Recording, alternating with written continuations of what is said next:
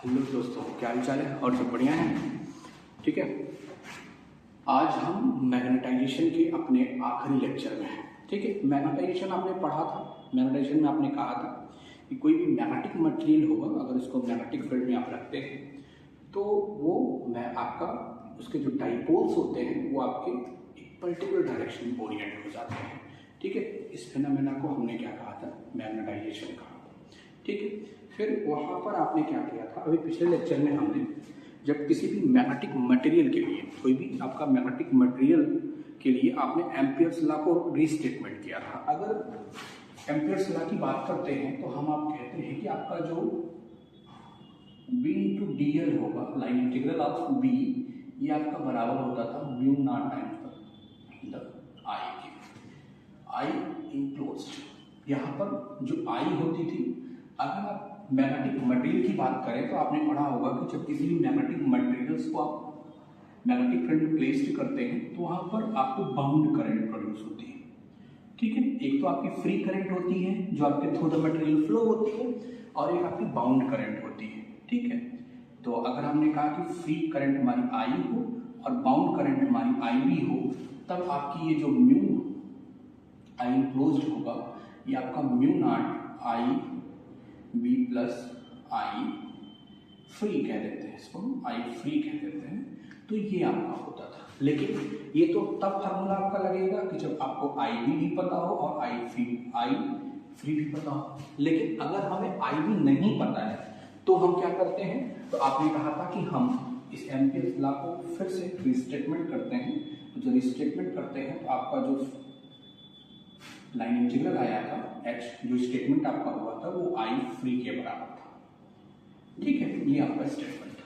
यहाँ पर हमने फिर आपसे बात किया था कि B और H के बारे में आपसे बात किया था। B आपका मटेरियल की परमिबिलिटी पर डिपेंड करता है, जबकि H आपका डायरेक्टली करंट पर डिपेंड करता है। तो ये ध्यान रखेंगे। ठीक है ना। इसीलिए इसको मैग्नेटाइजेशन इंटेंसिटी के नाम, H को मैग्नेटाइजेशन इंटेंसिटी भी कहते हैं, मैग्नेटाइज फोर्स भी कह सकते हैं। ठीक है। तो यहाँ तक आपसे बातचीत हो चुकी थी। ठीक है। हम एम्पियर्स लॉ को रिस्टेटमेंट कर चुके थे। हमने वहाँ पर मैग्नेटिक ससेप्टिबिलिटी पढ़ रखी थी। फिर हमने वहाँ पर आपका बाउंड करंट डेंसिटी और फ्री करंट डेंसिटी में रिलेशन क्या होता है, ये सब हम पिछले लेक्चर में पढ़ चुके हैं। ठीक है। उसी के आगे से आज हम प्रॉब्लम सॉल्व कर रहे हैं। एम्पियर्स लॉ पे स्टार्ट करते हैं। प्रॉब्लम नोट कीजिएगा। प्रॉब्लम आपकी है क्या?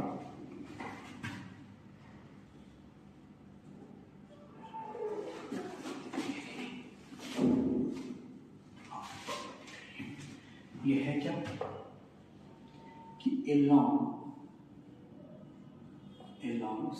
cylinder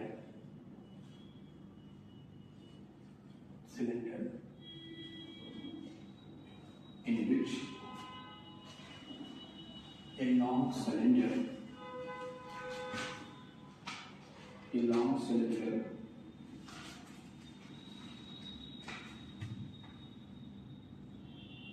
in which a wire is impeded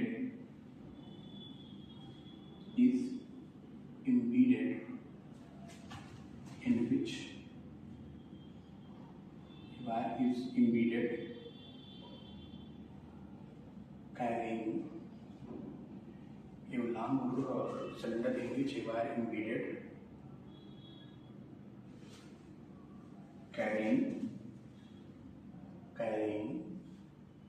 a current I। तो कह रहे हैं कि find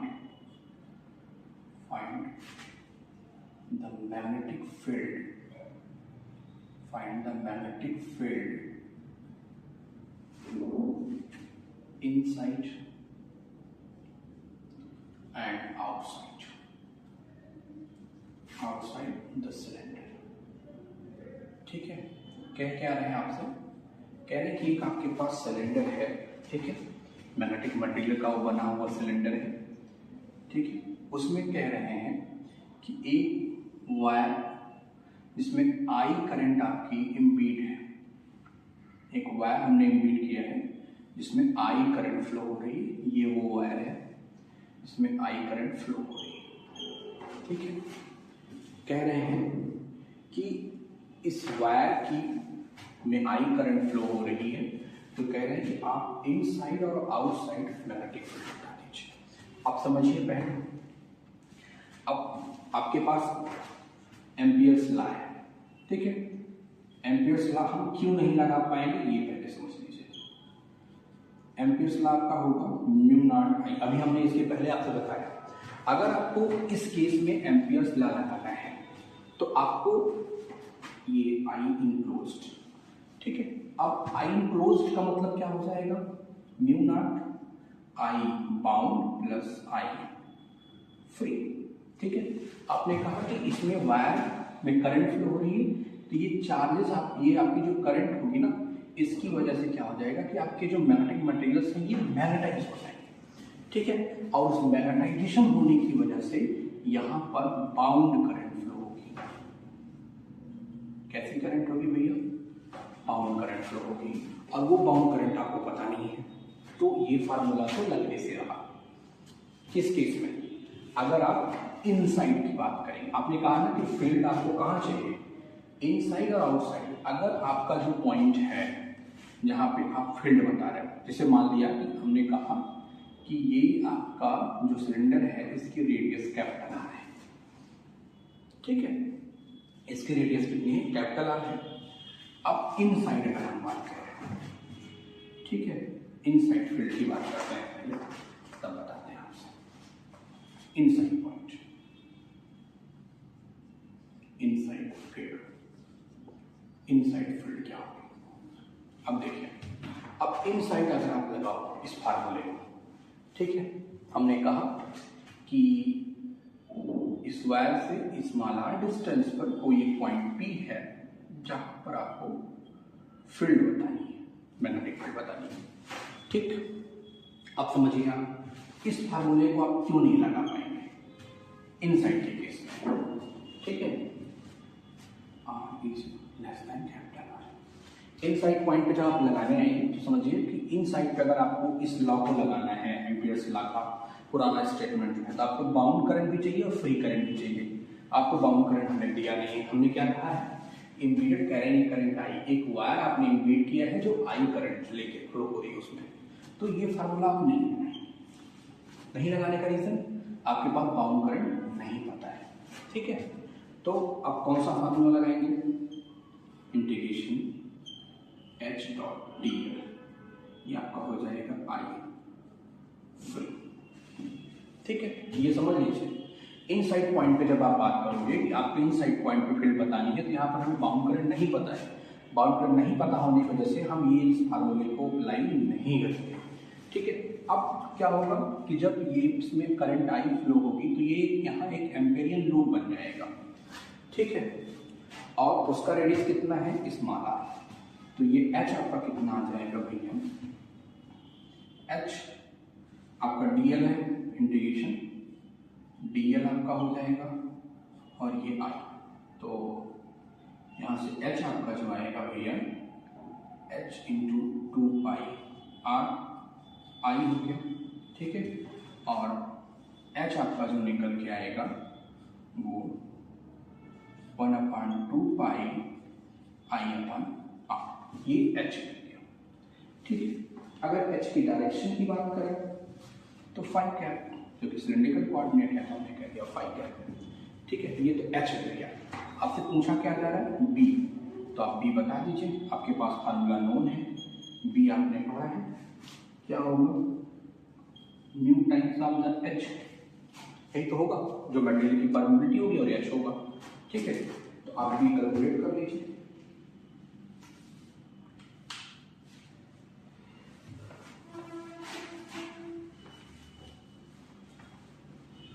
बी बताइए, बी क्या होगा आपका, बी डिफाइन है क्या, mu nought 1 plus chi M और इंटू आपका क्या हो जाएगा एच, ठीक है। यहाँ पर काई एम आपका क्या है, मैग्नेटिक ससेसिबिलिटी है जो मटेरियल का बना हुआ होगा। अगर हमने बताया था पैरामैग्नेटिक होगा तो ध्यान रखेंगे अगर ये पैरामैग्नेटिक का बना हुआ मटेरियल होगा तो काई एम की वैल्यू ग्रेटर देन 1 होगी, और अगर डाया का होगा तो काई की वैल्यू लेस देन 1 होगी। ठीक है, तो बी आप यहाँ से निकाल लें। बी आपका क्या हो जाएगा, mu nought 1 plus chi M, और आपका जो आई आया निकल के आया कितना, I upon 2 pi R, direction find है। ठीक है, या बी आप अरेंज कर ले तो आपका कितना आएगा, mu nought 1 plus chi M upon 2 pi R. ये तो इनसाइड हो गया, ये इनसाइड फील्ड हो गया। ठीक है, और अगर आपसे मैग्नेटिक मोमेंट पूछ लेता है तो फार्मूला आपके पास नोन ही है, क्या है, काई एम एच। तो आपका जो मैग्नेटिक मोमेंट यहाँ आएगा वो क्या आ जाएगा, काई एम अपान 2 पाई आई अपान। ठीक है, ये डायरेक्शन परपेंडिकुलर आपको बताया था हमने, तो ये ठीक है आपका ये हम निकल गया, ये इनसाइड पॉइंट पर। ठीक है, अब अगर यही आर आपका आउटसाइड हो तो देखो क्या होगा, आउटसाइड पॉइंट की बात कर लो, आउटसाइड पॉइंट की बात करेंगे आपसे, आउटसाइड पॉइंट पे जो आपको फील्ड कह रहा है, अगर आप आउटसाइड ऑफ द सिलेंडर बात करें, से ये पॉइंट आपका है। ठीक है, तो यहाँ पर जो एम्पेरियल लूप होगा वो ये हमने कहा, ये भी आपका स्मॉल आर है। ठीक है, अगर आउटसाइड बात कर ले आपसे तो आप क्या करेंगे, अब आउटसाइड बात कर रहे हैं तो मैग्नेटाइजेशन 0 हो गया, एम मैग्नेटिक डाइपोल मोमेंट आपका क्या हो गया, 0। जब उधर आपका डाइपोल हो ही नहीं रहा है तो वहाँ बाउंड करंट तो लगेगी नहीं, बाउंड करंट वाला कॉन्सेप्ट वहाँ नहीं है, तो आपके पास तब आप जो आपका एम्पियर लॉ है उसका इस्तेमाल आप यहाँ पर कर सकते हैं अगर आउटसाइड की बात करेगा। ठीक है, तो कर लीजिए, तो आपका जो B इंटू 2 पाई आर ये बराबर mu not times of the I के आएगा। तो ये आपका B जो होगा वो आप इस फार्मूले से निकाल सकते हो, तब आपका इस फार्मूले से निकाला गया B की वैल्यू सही होगी। ठीक है, अगर आपसे आउटसाइड बात करें, लेकिन इनसाइड बात करेगा तो आप एम्पियर का नहीं लगा पाओगे। ध्यान रखो, क्यों नहीं लगा पाओगे, क्योंकि आपको बाउंड करंट नहीं होगा। ठीक है, अब अगर देख लेते हैं इस फार्मूले से जो आपका मॉडिफाइड है, अगर उससे भी दोनों वैल्यू सही आती तो ठीक है, मॉडिफाइड से करके देखिए, मॉडिफाइड से H into D L is equal to I free है, पॉइंट आपका आउटसाइड है। ठीक है, तो कर लीजिए, क्या हो जाएगा, रेडियस उसका 2 पाई आर है तो ये भी 2 पाई आर हो गया, आई हो गया। तो H कितना आ जाएगा भैया, H आपका आ गया आई अपान 2 पाई आर। ठीक है, अब B आपको निकालना है तो B का फार्मूला आपके पास नोट है, क्या है, म्यू नॉट 1 आपका जो फार्मूला है mu not M plus H। ठीक, यही तो था, M आपका 0 है जो कि आउटसाइड बात है ना, आउटसाइड आपका सिलेंडर की बात करें तो M आपका 0 हो गया, क्योंकि M आपका 0 होगा आउटसाइड पे, तो आपका B क्या हो गया, mu not times of the H के, B आपका निकल गया mu nought upon 2 pi I upon R. देख लीजिए दोनों फार्मूले से वही रिजल्ट आया है, तो समझ लीजिए हमारी बात। आउटसाइड अगर आपसे बात करेगा तो आपके मैग्नेटिक मटेरियल के इनसाइड पॉइंट अगर बात करेगा तो आप एम्पियर्स लॉ नहीं लगाओगे, ये वाला लॉ लगाओगे, ये मॉडिफाइड वाला। ठीक है, और अगर इनसाइड आउटसाइड बात कर लेगा तो आपके पास दोनों है जिस फार्मूले से आप निकाल। ठीक है, तो ये याद रखिएगा। ठीक है, एक प्रॉब्लम और आपसे करते हैं,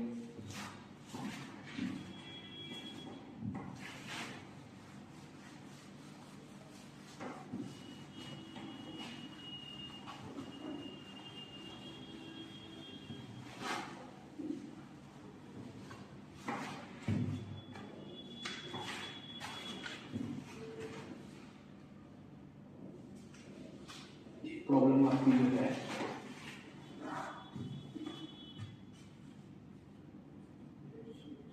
प्रॉब्लम क्या है कि coaxial cable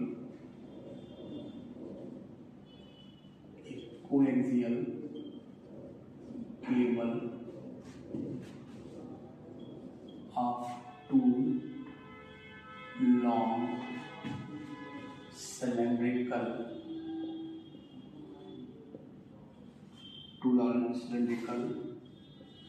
tube separated by a linear magnetic material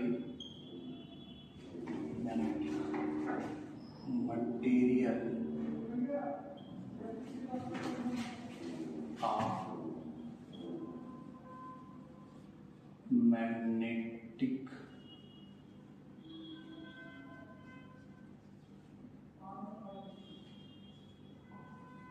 susceptibility जाइए, ठीक है। एक current I flow the inner conductor and returns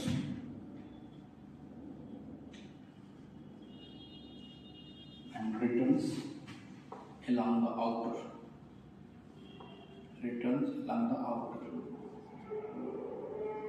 ठीक है, along the outer. In each case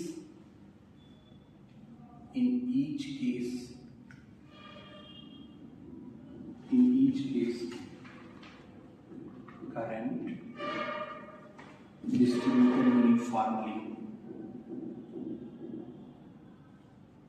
distributed uniformly ठीक है over the surface.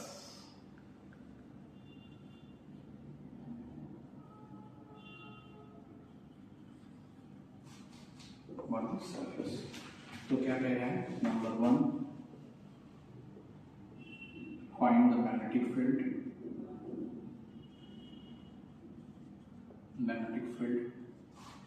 between the tube. Number 2 find bound current. ठीक, problem समझिए। क्या कह रहे हैं कि एक आपके पास कोएक्सियल केबल है, ठीक है, एक कोएक्सियल केबल है, ठीक, ये आपकी कोएक्सियल केबल है, ये दो मटेरियल से बनी हुई है, सिलिंड्रिकल शेप में दो कोएक्सियल केबल्स हैं, ठीक, और इन दोनों के बीच का जो ये एरिया है ये लीनियर मैग्नेटिक मटेरियल से सेपरेट है, ठीक है, जिसके लिए आपकी मैग्नेटिक ससेसिबिलिटी क्या दी गई है, जाइए हम कहेंगे। कहा जा रहा है कि इसमें करंट इनिशियली आई करंट आपकी फ्लो हो रही है इनर कंडक्टर में, और निकल किससे रही है, पहले है ना, current I flow inner conductor and returns along the outer से निकल रही है, ठीक है। तो क्या कह रहे हैं कि आप मैग्नेटिक फील्ड बता दीजिए इनसाइड पॉइंट पे और आपसे बाउंड करंट पीछे जा रही है, ठीक है। अब चूंकि मैग्नेटिक मटेरियल दिया हुआ है तो आप जान रहे हो, हमने आपको बताया है कि मैग्नेटिक मटेरियल इनसाइड पॉइंट कह रहा है तो एम्पियर्स का लगने से रहा, तो मॉडिफाइड वाला लगेगा। आपने कहा से जो इनर आपका जो सिलेंडर है उसका रेडियस हमने x कह दिया और आउटर जो है उसका हमने y कह दिया, इनर का x आउटर का y हो गया, ठीक है। तो क्या होगा पहले केस में, यहाँ let x and y be the inner, be the radius of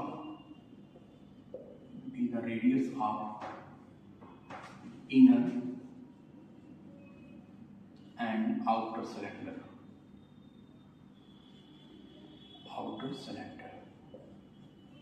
inner और आउटर सिलेंडर। ठीक है, करंट आपकी आई फ्लो हो रही है, तो आपकी जो मैग्नेटिक फील्ड होगी, फार्मूला H इंटू dl, ये आपका आई फ्री, ये लगेगा। वो फार्मूला आपका नहीं लगेगा, बता दिया हूं मैं क्यों, क्योंकि ये मैग्नेटिक मटेरियल का बना हुआ है, बाउंड करंट भी आपको गिवन नहीं है, इसलिए आप एम्पियर्स का लॉ नहीं लगाएंगे, यहाँ पर मॉडिफाइड एम्पियर लॉ लगाएंगे। ठीक है, हम डायरेक्शन देख लीजिए दोनों की, तो आपका H, ये dl कितना हो जाएगा 2 पाई r। ठीक है, करंट आपकी I है, तो H कितना आ गया भैया I upon 2 pi r, direction five. ठीक है, चलिए रिवर्स रोटरी होने की वजह से अब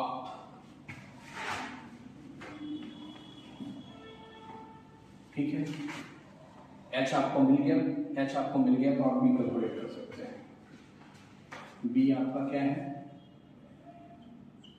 B आपका म्यू ऑफ H, और ये म्यू जो दिया गया है ये mu nought 1 plus chi M H हो गया। ठीक, तो B आपका क्या हो जाएगा, mu nought 1 plus chi M, और I आपका निकल गया है I अपॉन 2 पाई r। ये इनसाइड पॉइंट पे आपकी जो है मैग्नेटिक फील्ड होगी। ठीक, अब दूसरा आपसे क्या कह रहा है कि आप बाउंड करंट बताते हैं, तो इस पे पहले तो आप एक और भी नोट कर लीजिए, कभी कभी पूछ देते हैं मैग्नेटिक डाइपोल मोमेंट बता दीजिए, तो डाइपोल मोमेंट का फार्मूला आपके पास नोन है, क्या है,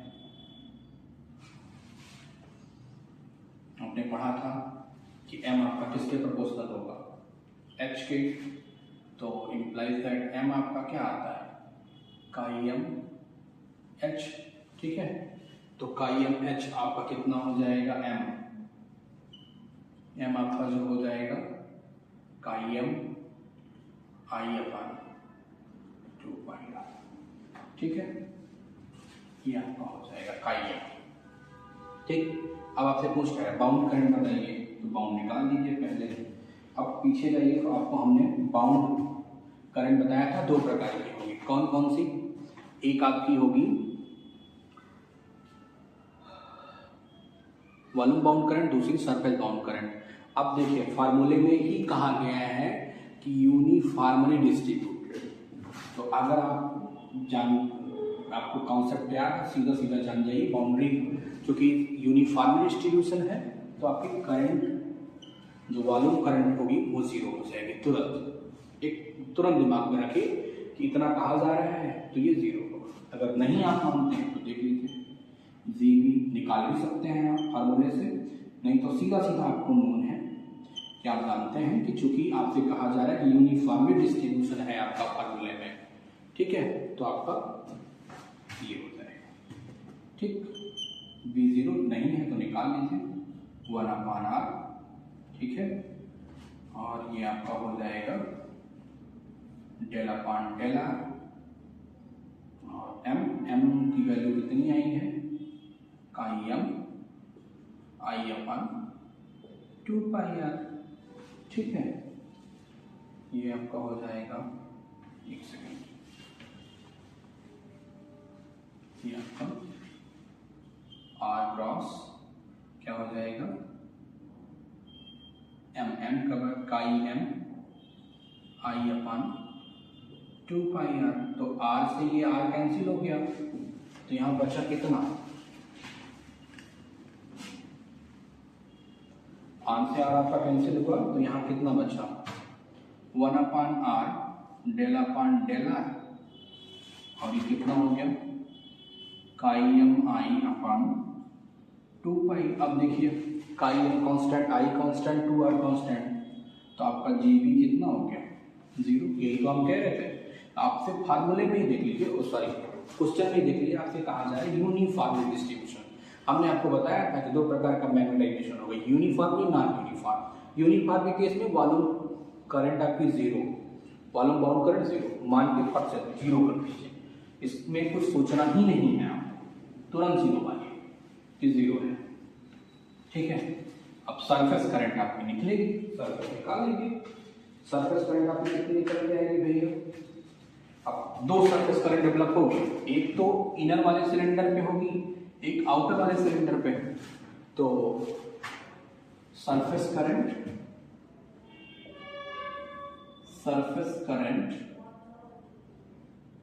इनर वाले पे, जब R आपका क्या होगा x, जब R आपका x होगा तो के बी आपका क्या हो जाएगा m क्रॉस n, यही था। अब m आपका निकल के आया कितना, काई m i upon 2r 2πr, ठीक है। यहाँ पे r आपने क्या कहा है x है, तो r आपका क्या हो जाएगा, ये स्थान पे x हो गया। डायरेक्शन कहाँ होगी z कैप, ठीक है।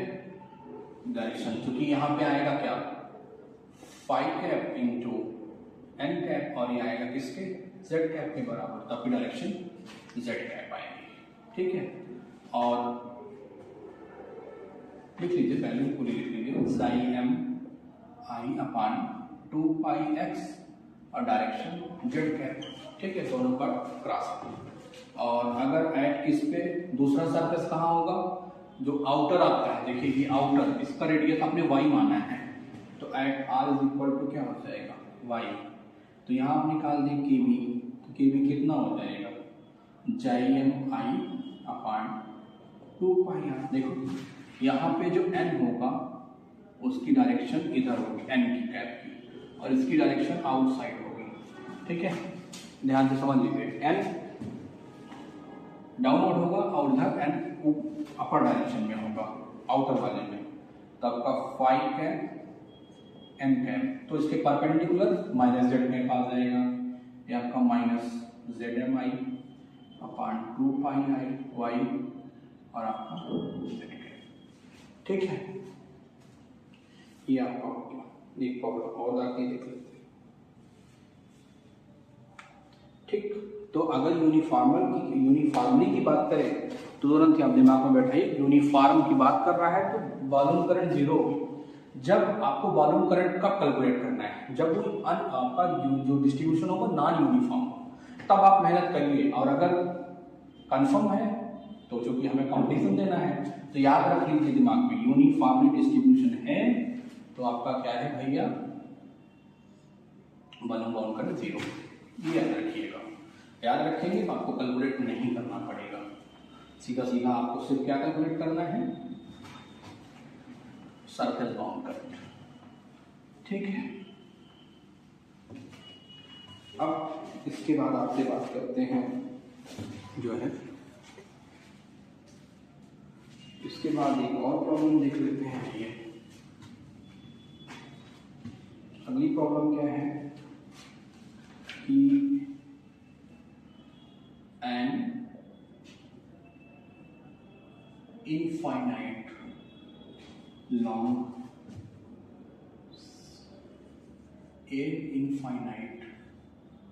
solenoid having n number of terms per unit length carrying a current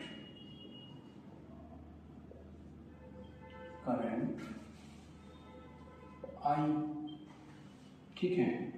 तो क्या कह रहे हैं कि find the current, find the magnetic field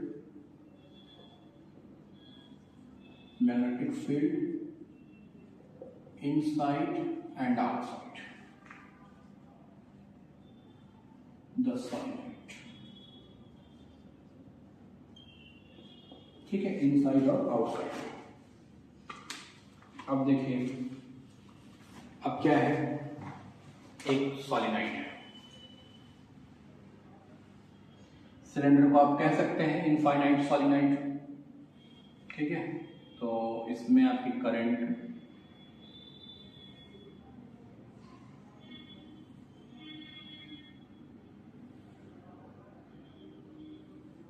I,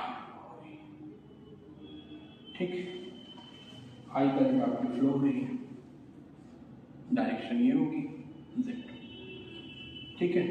I current, ये आप सॉरी ये आपकी जेड कैप है, ठीक है। तो आपकी आई है, तो आई की डायरेक्शन किधर होगी, फाइव कैप, ठीक। आपसे क्या पूछ रहा है, फील्ड बता दीजिए। अब आउटसाइड फील्ड की अगर बात कर लें, नोन है outside of the cylinder solenoid field क्या होगी, जीरो होती है आउटसाइड पॉइंट पे। तो इनसाइड निकाल लीजिए, फार्मूला आपके पास है ही, क्या है, H into D L is equal to I free, ठीक है। अब आप जानते ही हैं कि यहाँ पर एक रेक्टेंगुलर लूप होगा, जिसकी हमने मान लिया कि एक रेक्टेंगुलर लूप है यहाँ पर स्मॉल, तो उसका लेंथ आपने कह दिया स्मॉल एल लेंथ का है, ठीक। तो आप निकाल लीजिए, ये आपका क्या हो जाए एच एल इंटू आई, आई कितना होगा, एल लूप है, तो एक लूप में आई, तो एल लूप में एल आई करंट, तो ये एच आपका आ गया, आपका जो आएगा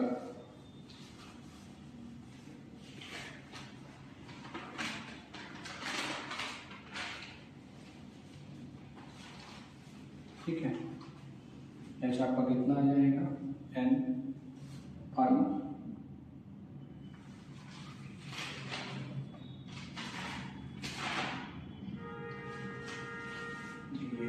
एल होगा, एल से एल कैंसिल हो गया, ठीक है। तो एच एन आई ये आपका आएगा, डायरेक्शन जेड कैप हो जाएगी, ठीक।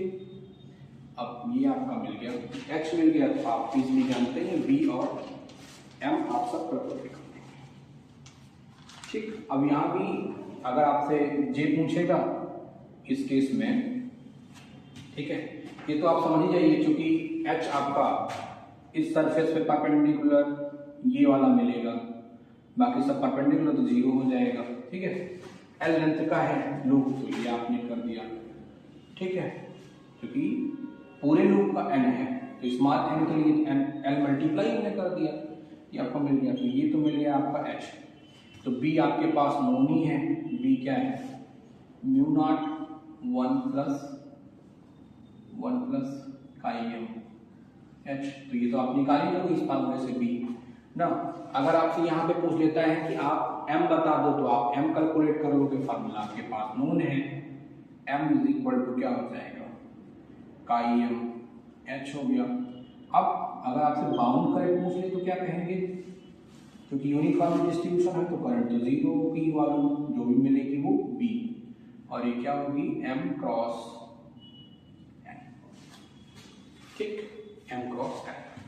तो ये भैया आपका मैग्नेटाइजेशन चैप्टर, जो टॉपिक आपका मैग्नेटाइजेशन था वो खत्म हो गया, ठीक है। ऐसी ही प्रॉब्लम इस पे आती है।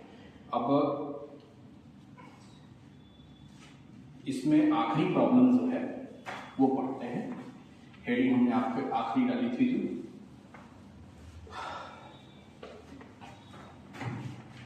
आज आपका मैग्नेटोस्टैटिक भी खत्म हो जाएगा, ठीक है। आखिरी जो टॉपिक आपका है वो क्या है, बाउंड्री कंडीशन।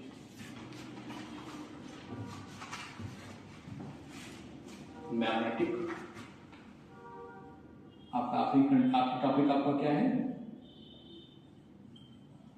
बाउंड्री कंडीशन, ठीक है। किसकी बी की, एच की और ए की, ये आपको हम सीधा सीधा बता, इसका प्रूफ नहीं करने आ रहे हैं, हम आपको सिर्फ बता दे रहे हैं, आप याद कर लीजिए, ये बहुत इंपॉर्टेंट है, याद रखिएगा। पहली बाउंड्री कंडीशन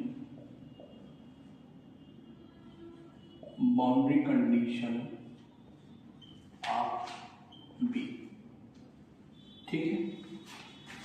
अब दो कंपोनेंट आपके पास होते हैं, आपको ने बताया था पिछले, आप इलेक्ट्रोस्टैटिक बाउंड्री कंडीशन पे जाइए तो दो कंपोनेंट आपके होंगे, एक पैरेलल कंपोनेंट होगा, एक परपेंडिकुलर कंपोनेंट होगा। तो हमने माना कि ये आपका दो मीडियम का इंटरफेस है और यहाँ पर सरफेस करंट आपकी केवी फ्लो हो रही है, ठीक। तो अब देखिए, हमने कहा कि पहला आपका जो परपेंडिकुलर कंपोनेंट है वो B1 परपेंडिकुलर है और इसका B2 ये परपेंडिकुलर कंपोनेंट है, ठीक है। तो आप ध्यान रखेंगे कि अगर आपका परपेंडिकुलर कंपोनेंट है, ठीक है, तो ये दोनों कॉन्टिन्यूअस होंगे, ये ध्यान रखिएगा, ठीक है। In case of boundary condition में अगर आपसे बात करें, दोनों आपके क्या हैं, अगर परपेंडिकुलर कंपोनेंट आपकी बी की बात करें तो परपेंडिकुलर कंपोनेंट क्या होंगे भैया, ऑलवेज कॉन्टिन्यूअस, ध्यान रखेंगे, ठीक है। और अगर पैरेलल कंपोनेंट की बात करें, किसके लिए, पैरेलल कंपोनेंट,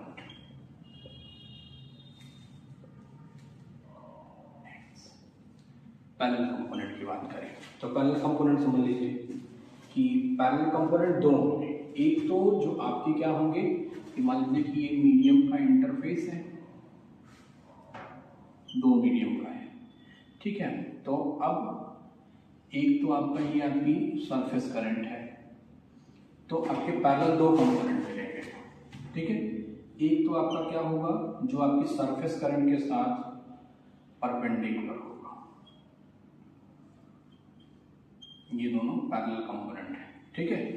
एक तो आपकी क्या है, इसके साथ परपेंडिकुलर है, तब अगर आपका ये कंपोनेंट आपने मेजर किया, ठीक है, तो कब होगा कि जब पैरेलल कंपोनेंट आपके सरफेस करंट के परपेंडिकुलर हो, when B parallel is perpendicular to the KV, तो क्या होगा, जब अगर ऐसा है तो B1 parallel minus B2 parallel ये आपका बराबर होगा म्यू नॉट के। किस पे डिपेंड करेगा, सरफेस करंट पे डिपेंड करेगा, मतलब आपका डिसकंटिन्यूअस होगा। किस केस में, किस केस में भैया, कि जब आपका B क्या होगा, आपके सरफेस करंट के परपेंडिकुलर हो। अगर यही B आपका पैरेलल हो तो क्या होगा, जब B आपका पैरेलल होगा तो आप देखिए क्या करेंगे, B अगर पैरेलल हुआ तो B पैरेलल होगा तो आप कहेंगे कि जो एंगल आपका हो गया वो कितना होता है कंपोनेंट के साथ, तो आपका B पैरेलल अगर हुआ किसके, if B parallel is parallel to KB, जो आपका पैरेलल कंपोनेंट है KB के पैरेलल है, तो आपका क्या हो जाएगा, B1 parallel is equal to B2 parallel, मतलब कंटिन्यूअस होंगे। ये बहुत इंपॉर्टेंट है, ध्यान रखें, आप यही गलती करते हैं, ठीक है। सीधा सीधा आपसे पूछेगा, अगर आप उसमें फिगर पे ध्यान रखेंगे कि अगर ये सरफेस करंट के परपेंडिकुलर है तो आपका डिसकंटिन्यूअस होगा, और अगर सरफेस करंट के पैरेलल है तो आपका क्या होगा, कंटिन्यूअस होगा। अगर इसी रिलेशन को हम जनरलाइज फॉर्म में लिखें तो आपका B1 माइनस B2 पैरेलल ये आपका बराबर होगा म्यू नॉट के कैप क्रॉस, ठीक। अगर परपेंडिकुलर हुआ तो आपका देख रहे हैं, परपेंडिकुलर हुआ तो वैल्यू आपको क्या हो जाएगी, cos 90, तो ये हो जाएगा। पैरेलल कंपोनेंट हुआ तो 0, तो ये जनरलाइज वैल्यू है, ये ध्यान रखें। किस केस में है, ये आपका हो गया भैया B के लिए। और अगर हम H की बात करें, ठीक है, अगर H की बात करें, एच। तो फॉर परपेंडिकुलर कंपोनेंट ध्यान रखें, H1 परपेंडिकुलर, H2 परपेंडिकुलर, ठीक है। ये आपका बराबर आएगा किसके, minus M1 perpendicular minus M2 perpendicular के, ठीक। ये भी आपका डिसकंटिन्यूअस होगा। परपेंडिकुलर कंपोनेंट आपका जो होगा वो आपका कैसा होगा भैया, डिसकंटिन्यूअस होगा। किस केस में, H के केस में, ठीक है। और अगर पैरेलल कंपोनेंट की बात करें तो फिर से पैरेलल वाला वही कहानी, अगर H आपका किसके है, इसके पर पैरेलल है, सॉरी सरफेस करंट के परपेंडिकुलर है। तो अगर सरफेस करंट के परपेंडिकुलर होगा तो H1 पैरेलल ये बराबर किसके होगा, H2 पैरेलल, और ये बराबर होगा I फ्री के। अब अगर I फ्री 0 होती है, इफ I फ्री 0, तब आपके दोनों कंटिन्यूअस होंगे, नहीं तो जनरली क्या होंगे, डिसकंटिन्यूअस होंगे। कब, जब H आपका K के क्या हो, परपेंडिकुलर हो। और अगर पैरेलल हो गया तो अगर H आपका, H पैरेलल आपका जो है ये पैरेलल होगा किसके, KB के, तो जो सरफेस करंट है तो K फ्री के, तो क्या हो जाएगा ये H1 पैरेलल ये बराबर होगा H2 पैरेलल कंटिन्यूअस होगा, ठीक। तो ये H1 parallel minus H2 parallel, अगर इसका जनरलाइज फॉर्म लिखें तो आप लिखेंगे क्या, KF मतलब फ्री सरफेस करंट, ये जनरलाइज फॉर्म है, ये आप याद रखेंगे, ठीक है। अगर आपसे परपेंडिकुलर कहेगा तो तुरंत आप ये बता देंगे, ठीक। अगर परपेंडिकुलर कंपोनेंट है, I आपका I फ्री 0 नहीं है तो ये डिसकंटिन्यूअस होगा, I फ्री 0 है तब ये आपका कंटिन्यूअस होगा, ठीक। ये आपका सरफेस का हो गया, मतलब आपका H का हो गया। और अगर आपसे B की बात करें तो आपने पढ़ लिया, H की बात करें तो भी पढ़ लिया आपने। अब एक कंपोनेंट आपका बचा है A, ठीक है, मैग्नेटिक वेक्टर पोटेंशियल। ध्यान रखिए, चाहे जो भी केस हो, चाहे आपका पैरेलल कंपोनेंट हो, चाहे आपका परपेंडिकुलर कंपोनेंट हो, दोनों के लिए आपका जो A होगा वो आपका भैया क्या होगा, कंटिन्यूअस होगा, दोनों ही केसेस में। फॉर बोथ केस कंटिन्यूअस, ये ध्यान रखेंगे, ठीक है। तो ये भैया आपका मैग्नेटोस्टैटिक हो गया, ठीक है। कल हम टोटल मैग्नेटोस्टैटिक्स के जो कुछ प्रॉब्लम है अगर मिल जाएंगे तो उनको सॉल्व कराएंगे, नहीं तो फिर अगला आपका जो टाइम वेरिंग फील्ड है उस पर बात करेंगे फिर कि क्या क्या पढ़ना है, ठीक है। Thank you.